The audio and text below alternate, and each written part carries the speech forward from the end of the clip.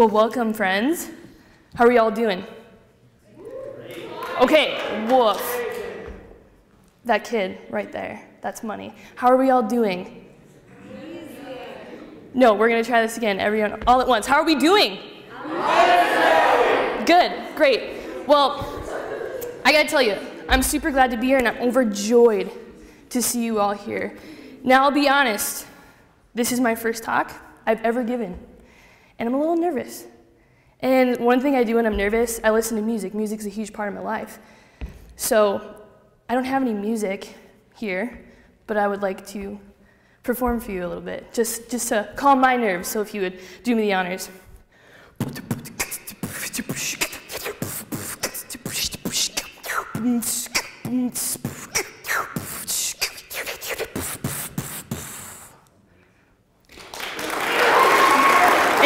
you. That makes me feel better. So, I would like to start out tonight by introducing myself. I'm Lindsey, and like Michelle said, I grew up in a town in the southeast corner of the state that was very small, about 1,000 people. Super small, graduated with 21 kids. Yeah, not much to do there, not much of anything there, but it was all right. Yes, and I came to the University of Mary about 2.5 years ago to go to college.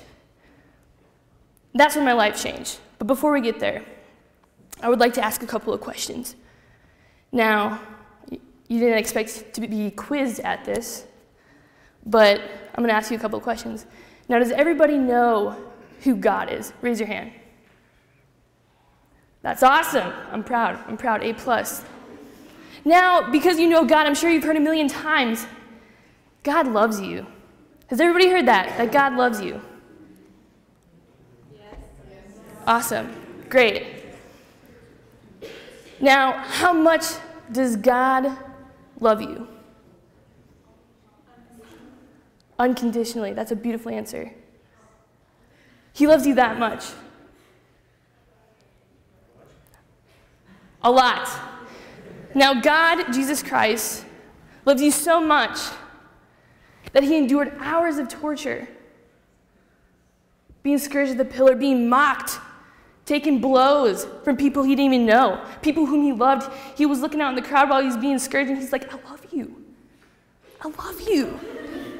I'm doing this for you. I'm doing this for you, Savannah. I'm doing this for you. I'm doing this for you. That's how much he loved you, and he endured hanging on the cross for 3 hours, dying the most painful death a person could do, and that's how much he loves you. That's love. That's how much he loves you. That's kind of hard to fathom, loving someone that much that you would die for them. But that guy, he did. Now, that kind of love, what do you think God desires for you? He desires the best for you. He desires everything for you. He desires greatness for you. And like Michelle talked about, that's what we're here to talk about, is greatness, how you are made for greatness.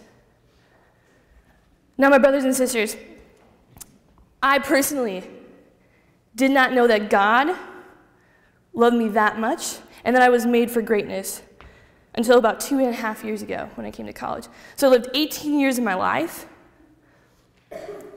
without knowing that. And tonight I want to tell you what it was like before I knew that, what happened to make me realize that, and what life is like after I found that out. So bear with me. So my story begins in Hankinson. I have a mom and a dad, Jeff and Andrea, beautiful people, beautiful human beings. And I have 2 sisters, one older than me and one younger.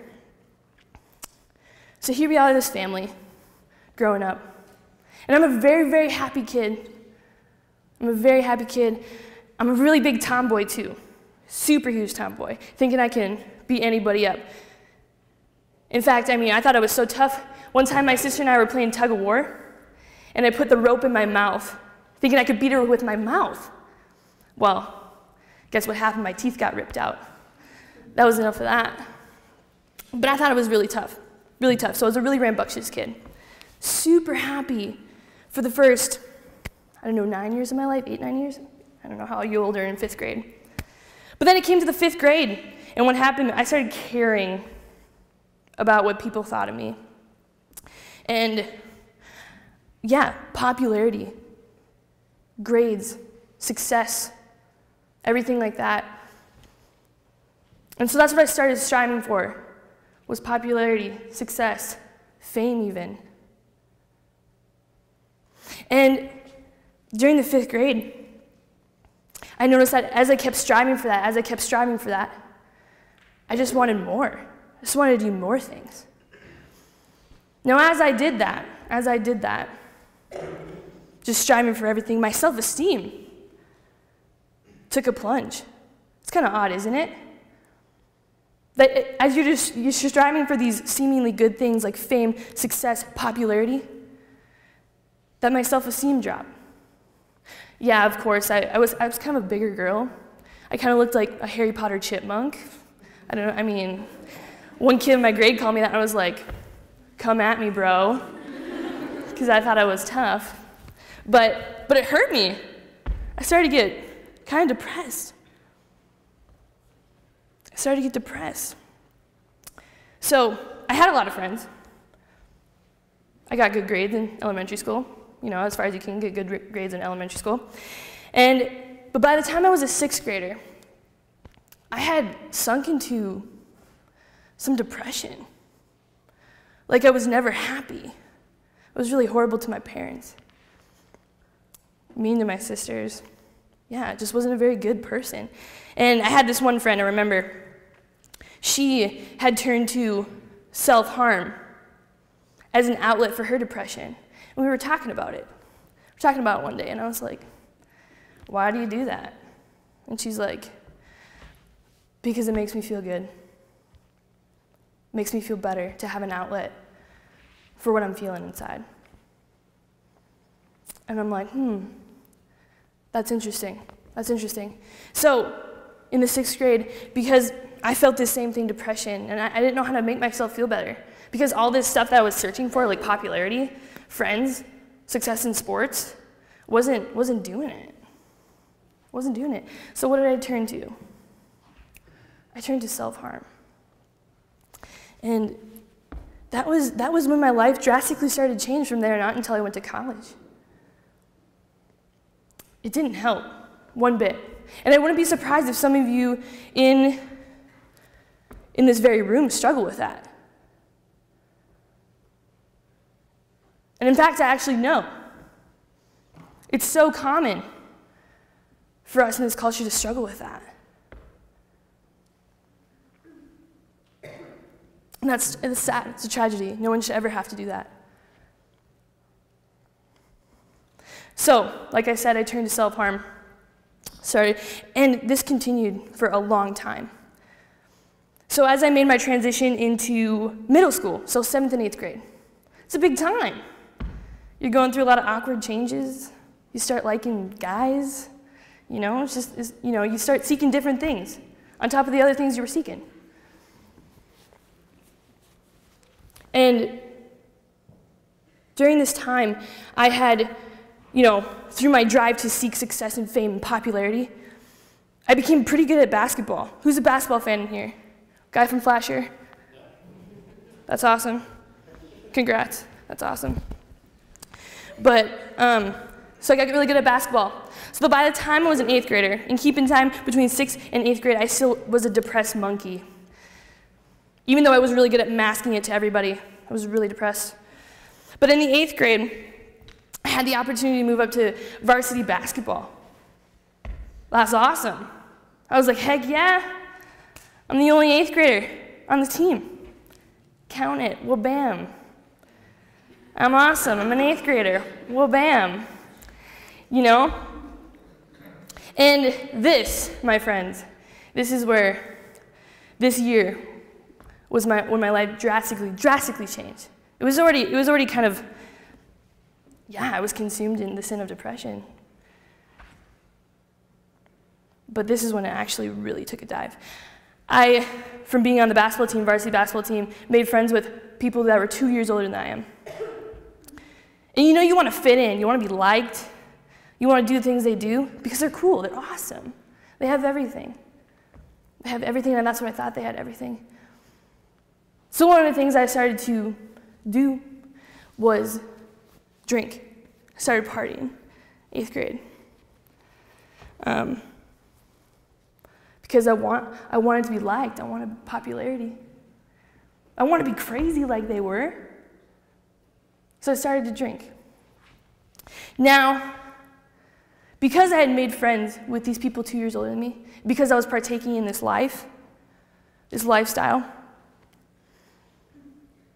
I began to form like this weird personality, this weird person that I wasn't even. I began to tell lies about my family, saying that they're stupid, my mom and dad suck, they're holding me back from what I really want to do. I want to drink, I want to party, I want to be crazy, and they're holding me back. What's the deal? What's the deal? What's the deal? I didn't like it. So I started telling lies about my parents, how they were horrible. And on top of that, my sister Caitlin, who's 2 years older than me, was in the same grade as my friends that I had made. And guess what? These friends that I had made were not friends with her. In fact, they were notorious for bullying her. So, because I wanted to be liked, I wanted popularity, I started telling lies about her, shutting her down, making her life unbearable. But I was numb to it. I was only seeking what I wanted, the friends that I wanted, what I wanted my life to be like, without caring about anybody else, not even my own family. I cared more about my life outside my family. Who does that? Crazy, I know. So that lasted a whole year. Fight beyond fight, crying in the household. But I was like, I'm over it. I don't like it. I don't like this family thing. I'm so much better than that. I can do what I want. It's my own life. I'm ruling this house. I'm ruling it. And there was a period of 2 months where I didn't have really any conversation with my parents, unless it was fighting. Didn't really have any conversation with my older sister, who was on the same basketball team with, same high school with, for 2 months. And keep in mind, during this time, I was still very depressed and still turned to self-harm. I wasn't getting any happier. Didn't know what to do on the inside, but I kept doing it in hope that it was going to fulfill me.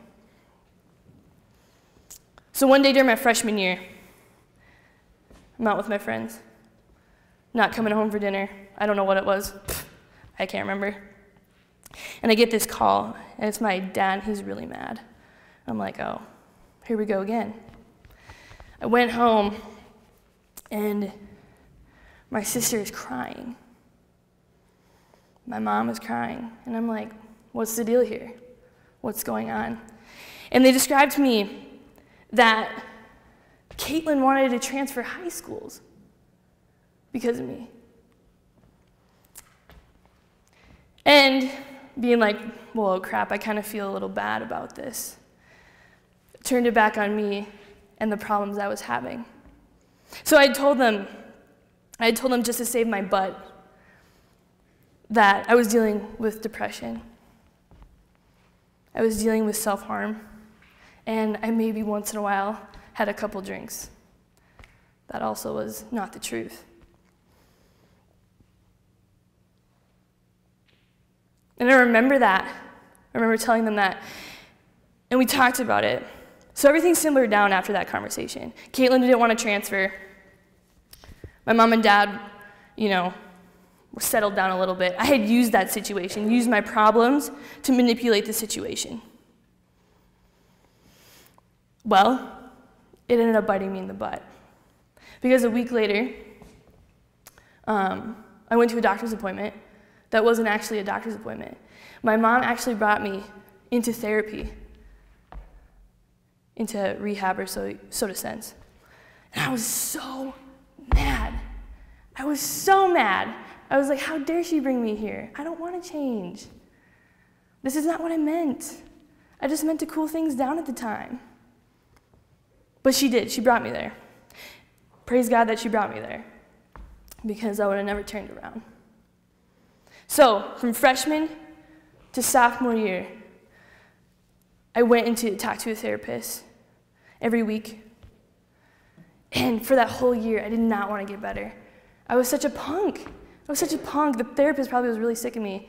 Yeah, sometimes we would have a really good session, but then other times it was just like listening to her, talking to her, and then just going and doing the same thing every day again. I didn't want to change, because I had all that I wanted outside of my family. I had good grades, I had awesome friends. I was good at sports. That's all I wanted. But yet I was still very unhappy. So unhappy. So unhappy. So by the time I got to my sophomore year, this is what I would consider my first, what do you call it? Rock bottom. There you go. Rock bottom. I had realized one day that I had brought everybody into my problems and felt sorry for me just to gain friends, because that's what I cared about: popularity, success. So I brought everybody into my circle through my problems. So I just kept milking it, kept milking it. And then one day I realized I didn't have any friends. One of my best friends, who's still one of my best friends today, she made a decision to cut ties with me completely. She's like, it's enough, Linz. It's enough. Why don't you want to get better? I'm done. I had put everything on my friends, everything on the people that I just wanted to keep close. And so I was like, Linz, you gotta get better.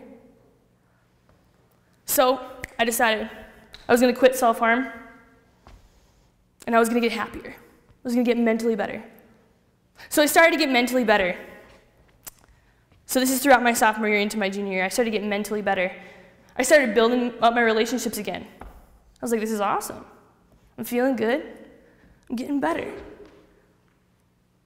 But as I got better mentally, my extracurricular activities did not get better at all. I still kept drinking and partying a lot, except during basketball season. Didn't have time for that. I was so serious during basketball. But I kept partying so much. And I got all my friends back, like that, just because I was happier. I got all my friends back. But another plus side to that is I started building up relationships with my family. And I had never had that before. I had never had a good relationship with my family. But I did. So by the time I got into my senior year of high school, I was pretty happy. Wasn't overly excited about life, but I was pretty happy. Had a lot of friends. Was known for partying around the Richland County area. I thought that was pretty neat. That's dumb. Ooh, woof. So yeah, and I had some scholarships for basketball on my table in the senior year. Had academic scholarships. I was living a good life. Now at this time, so I'm a senior, my sister had already spent, or was in her second year of college at the University of Mary, and she, ladies and gentlemen, is a saint. Flat out. Because the whole time I was in high school, I grew up Catholic. And I was like you. I went to CCD once in a while, went to Mass once in a while. But I had never cared. I would only pray to God out of desperation, like, God, let us win this not national championship, but region championship. That'd be awesome, thanks. I only prayed to him when I needed something, out of desperation. But my sister, she went to University of Mary, and she wasn't like me. She was a very good-hearted person in high school, very kind, very good morally. She didn't have a faith life in high school, though. It wasn't big in our family. It wasn't big. My dad's a Protestant, my mom's a Catholic. Religion, we don't talk about it. That's just it. That's just it. So she went to college and got her world rocked by the man upstairs, this guy, that guy. And she decided to devote her life to Christ.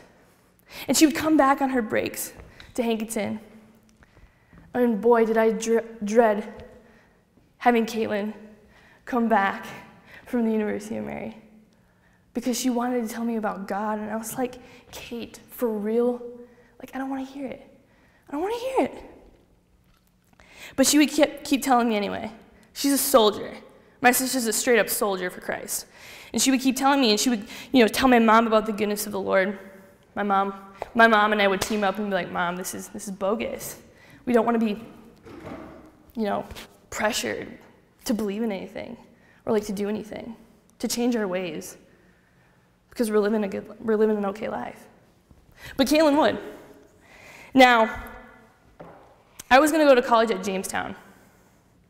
But then I visited.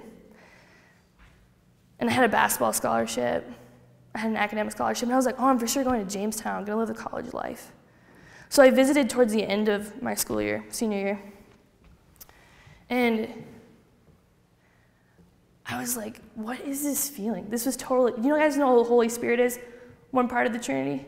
He's the best. Count it. But it was the Holy Spirit, because I was like almost for sure going to go to Jamestown. And then while I was touring, something inside of me was like, Linz, this is not the place for you. This is not it. And I was like, what? I'm supposed to be practicing with the team later tonight.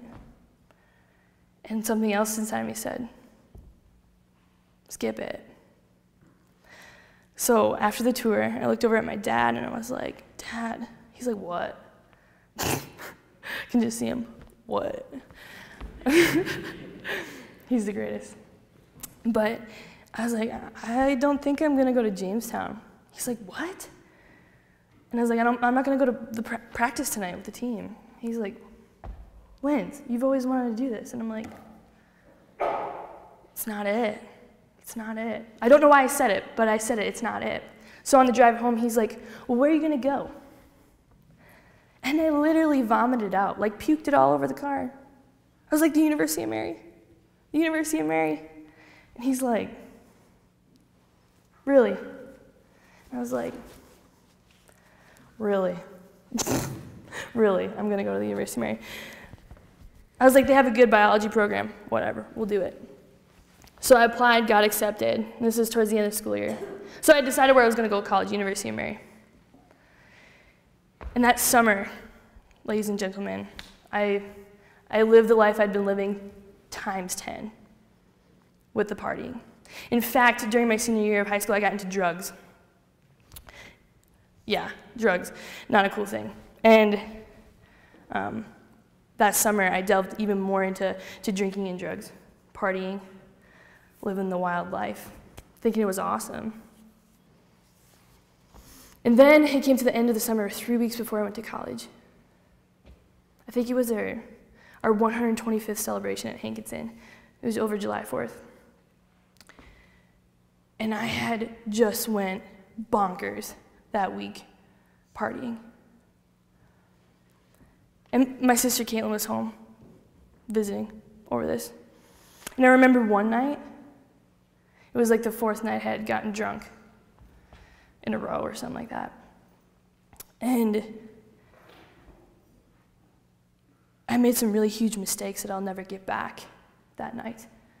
I'm not going to go into severe detail, but I made some really huge mistakes that I can never get back.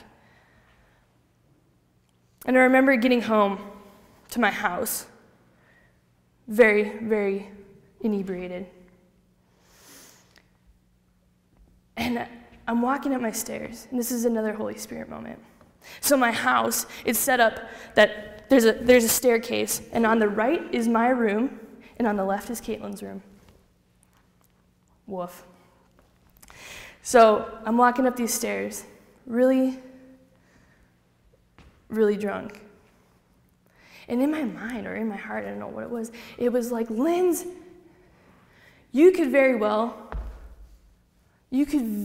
take a right into your bedroom and live the same life you have been living for so long and be okay with it. Be content with it. Be comfortable with it. And I was like, hey, that doesn't sound too bad. Comfort, I like it. It's a normal thing. I like what I'm doing. But then another voice inside of me said, Linz, or you could take a left and lay yourself in front of your sister and ask for forgiveness for everything and tell her everything. And I was like, well, that doesn't really sound that fun. You know, my sister and I had a decent relationship after I got better from my depression, but we never confided in one another. So I'm walking up the stairs fully intending to take a right into my bedroom. And I was just like, ooh, I think I'm gonna take a left. So I take a left. And my sister, the look she gave to me when I walked in the room, she's just like, I barge in there, I'm like, what up? What up?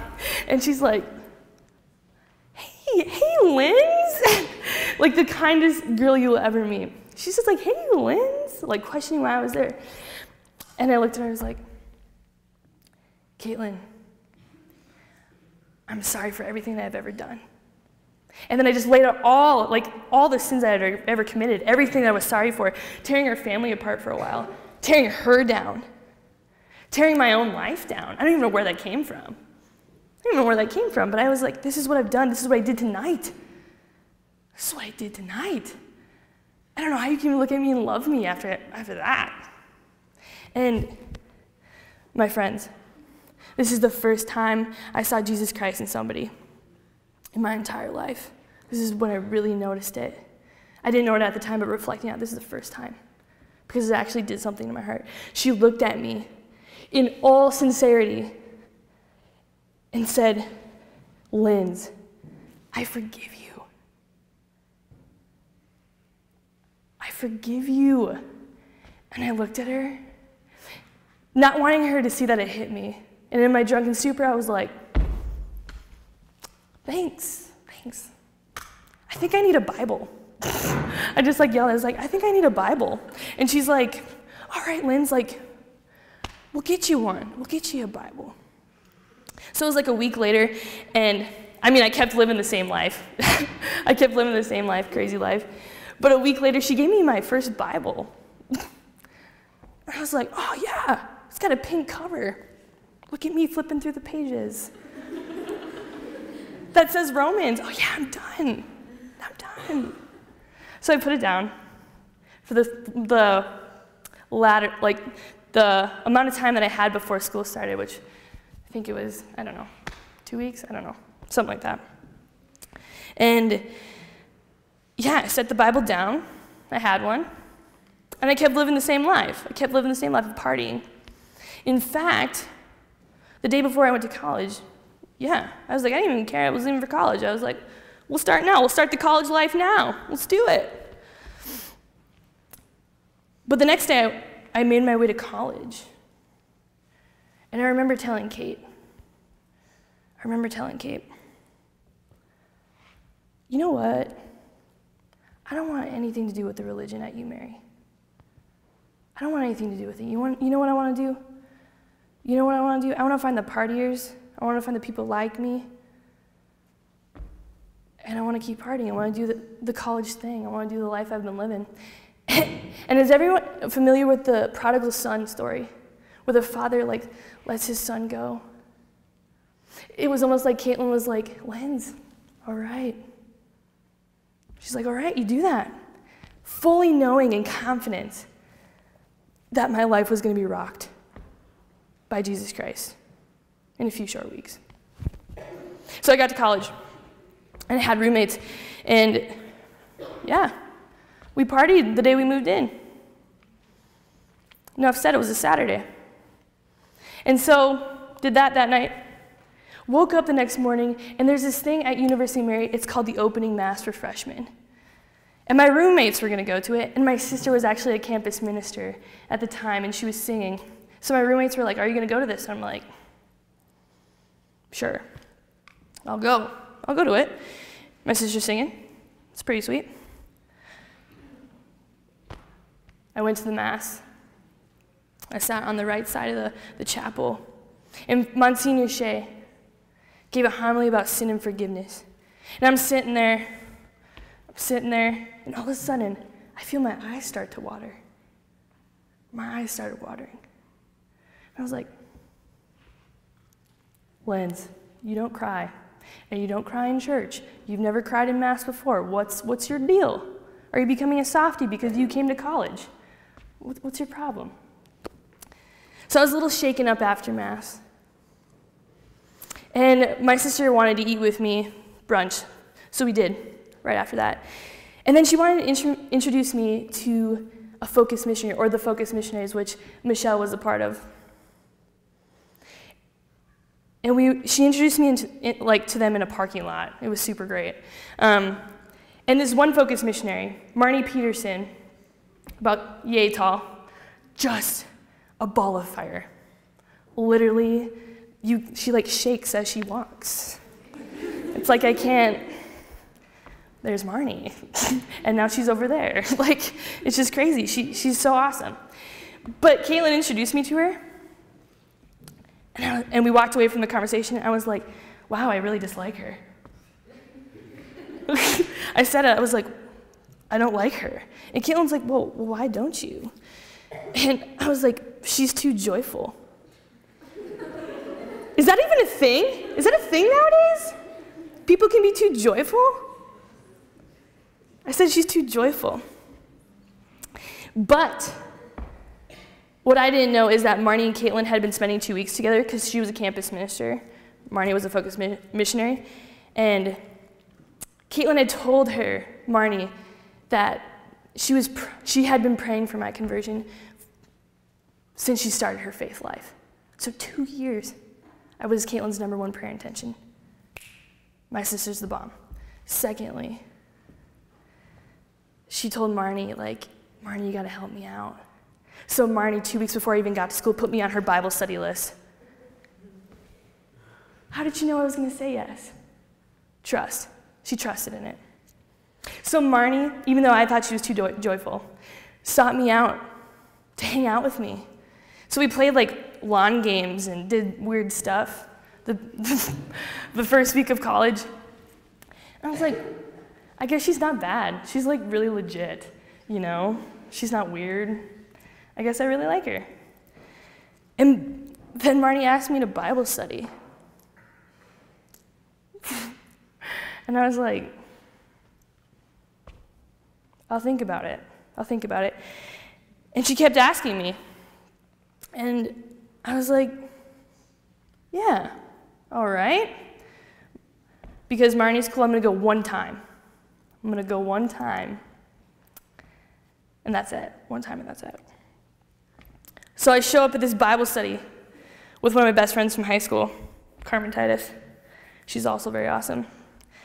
And we sit down, and I look at these women, just checking them out. And I'm like, these guys are lame. These guys are these stuck-up, Christian, just really goody two-shoes human beings. Now, in that study are my best friends that I have today. They're the best women I know. Flat out best women I know. But that's what I thought right away. And so the first study, we just introduced each other, got to know one another, and afterwards I was like, I guess they were pretty cool. I guess they were pretty cool. And I decided to go back the next week. Now this, one night, my life changed for the rest of it. My life changed in one night, 1 hour. My life changed There had been things leading up to it. God was forming me through it. But in one night, my life was radically changed. I went to Bible study, and we went through the passage, Peter walking on water, where Jesus is like, Peter, come meet me out here. Come meet me out here. I know it looks a little stormy, but come meet me out here.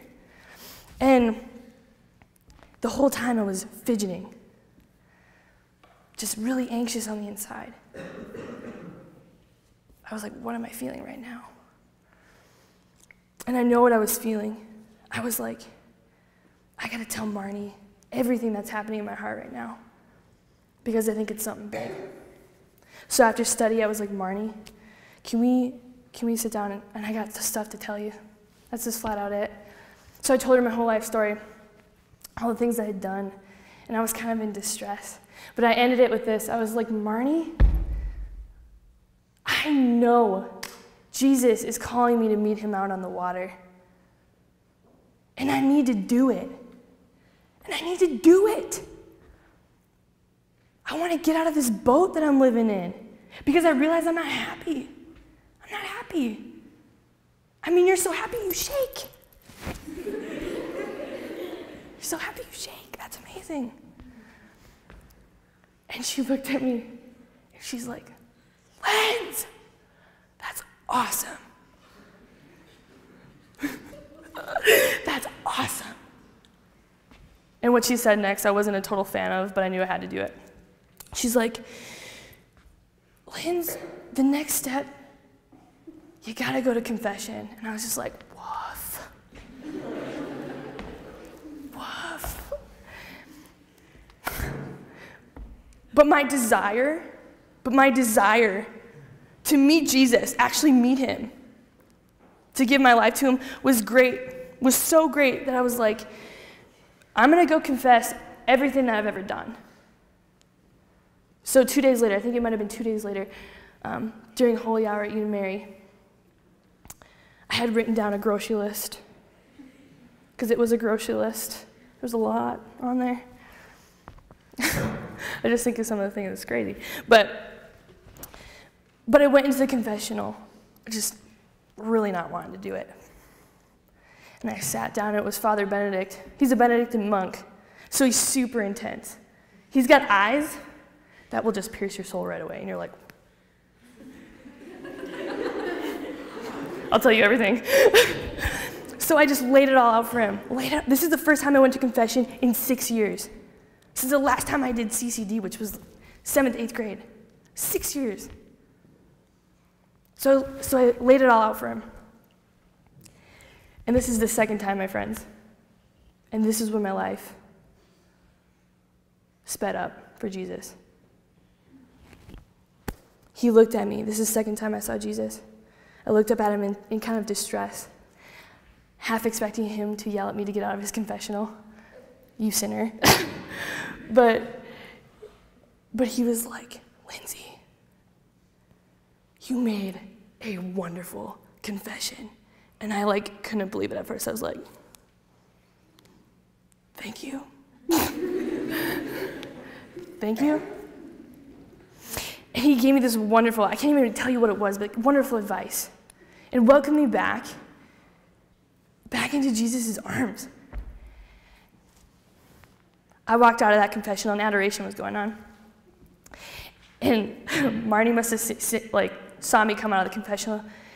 I was literally, I felt like I was floating out of there. I was like, this is it. My life has changed. This is it. Guys, I can't explain to you what it felt like to have my heart in 3 days ripped out of me, cleaned up, dusted off, and put back into me. It was phenomenal. I felt it physically. I didn't just feel it emotionally. I felt it physically. My heart felt like it was going to burst into two.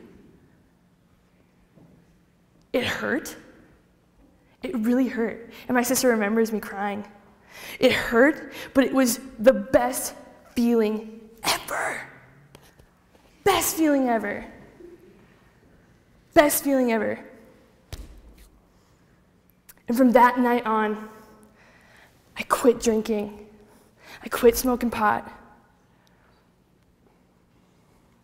And a week and a half later maybe, Marnie asked me into discipleship, which is a mentorship through Focus, to become a student missionary. And I was like, me? Oh, that's crazy. But I had a desire now, because I knew what I felt. Everyone should feel that. Everyone should feel that joyful because of this guy right here. Because of this guy right here. Now, I did mess up a couple of times, but guess what? This guy right here has so much love for me that he's willing to take me back every single time. And every single time he takes me back, every single day, every single moment, it feels the same. It feels the same. My life before meeting Jesus and meeting him was not life. Was not life. My life now is full, and it is life. I tell everybody, I tell every single person, I have lived more of a life in the last 2.5 years than I ever did in 18. Everything I did in those 18 years is a blur to me. It's not important to me. But everything I've done since then is who I am. It's what I'm all about, because he's shown me who I am and what I'm all about. And that's why I'm here tonight. So I'm telling you guys, I'm telling you, hear me out. You are made to do great things in this world. You are, but not for yourself. That's what I did. I did things for myself, everything for myself, but you are meant to do great things for him. You are meant to do great things for him.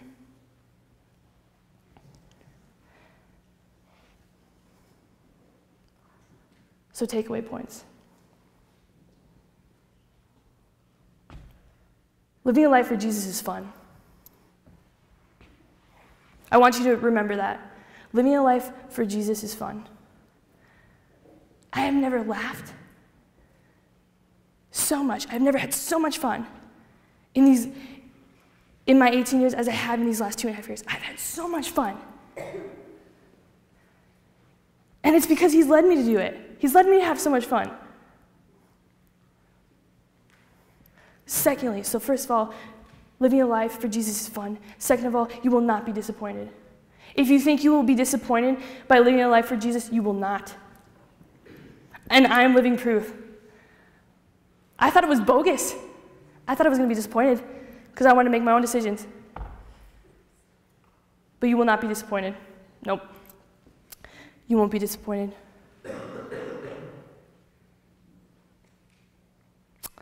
And lastly, you are not made for comfort. You are not made to be comfortable, you guys. But you are made for greatness. You are made for greatness. You are sitting next to saints. But you have to say yes. You gotta say yes.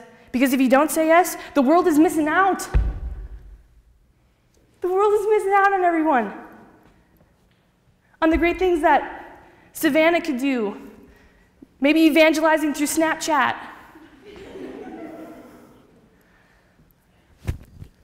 The world is missing out if you do not say yes to Jesus. So my brothers and sisters, let us go out and be saints with one another. Let's do it together. Because if everybody in this room said yes, the world is going to change. That's a game changer. That's an and 1 point at the final seconds of the game. So my friends, let's go be saints.